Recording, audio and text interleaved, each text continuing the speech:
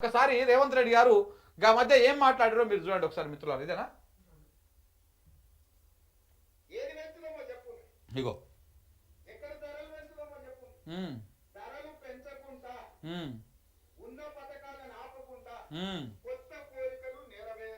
అది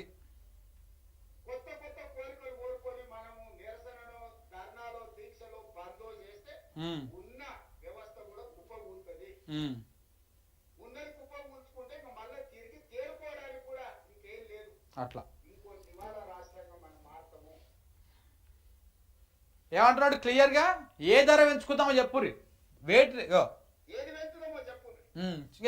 వాళ్ళు చెప్పకపోయినా నువ్వు పెంచుతూనే ఉన్నావు కదా.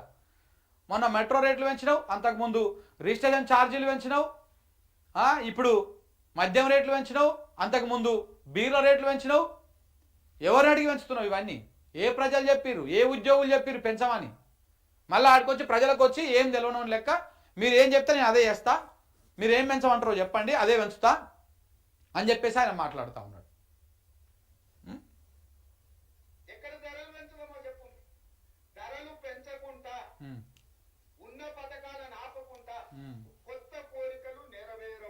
అది ఇప్పుడు ఏమంటాడు ఇంకా క్లియర్గా అర్థం చేసుకోండి మిత్రులారా. ఇప్పుడు ధరలు పెరుగుతాయి. ఇప్పుడు ఫస్ట్ టర్మ్ కింద ధరలు పెరుగుతున్నాయి.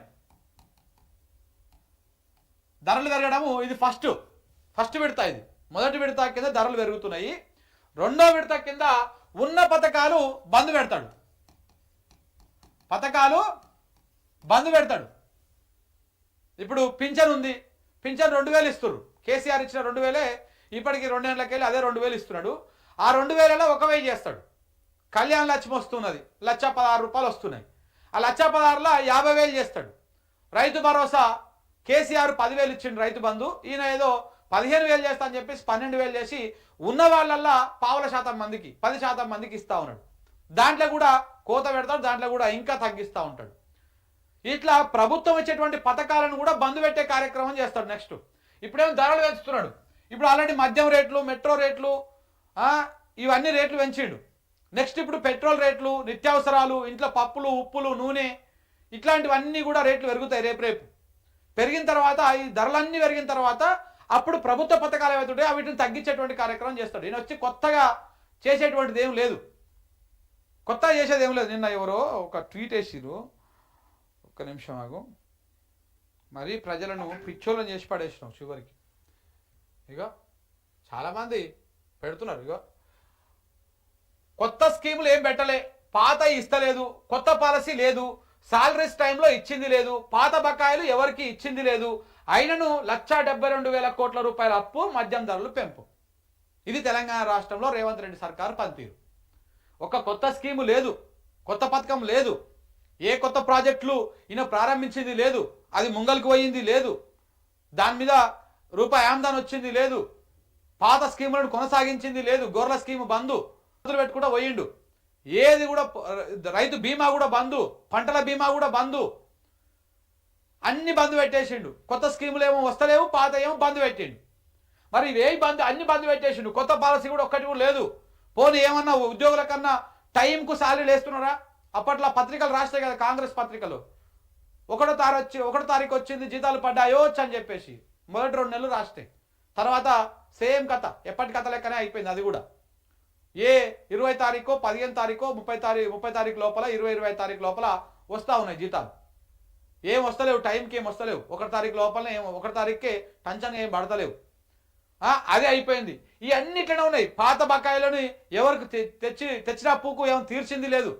కేసీఆర్ అప్పు తెచ్చిపోయిండు అన్నాడు కదా, మరి ఆ అప్పు ఏమో తీర్చిండా? తీర్చలే. అవి ఏమి చేయకుండానే 1,72,000 కోట్ల రూపాయల అప్పు వేసిండు. ఈ సంవత్సరంన్నర కాలంలో మద్యం ధరలు పెంచిండు, రిజిస్ట్రేషన్ ధరలు పెంచిండు, మెట్రో ధరలు పెంచిండు, అన్ని ధరలు పెంచుకుంటూ పోతున్నాడు. బీర్ల ధరలు, ఇట్లా బార్ల సంఖ్య పెరిగింది, వైన్స్ల సంఖ్య పెరిగింది, బెల్ట్ షాపులు ఘోరంగా పెరిగినాయి, ఊరికి 5-6 తయారైనాయి, ఇవన్నీ పెరిగినాయి. మరి పైసలన్నీ ఎక్కడ పోతున్నాయి? ఎవరింట్లోకి పోతున్నాయి?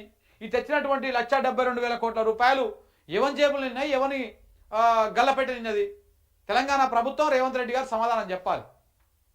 ఇప్పుడేమో మెల్లగా ఒకదాని తర్వాత ఒకటి ఇట్లా రేట్లు పెంచుకుంటా పోయి ఏది పెంచుతామో చెప్పుర్రి మీరే.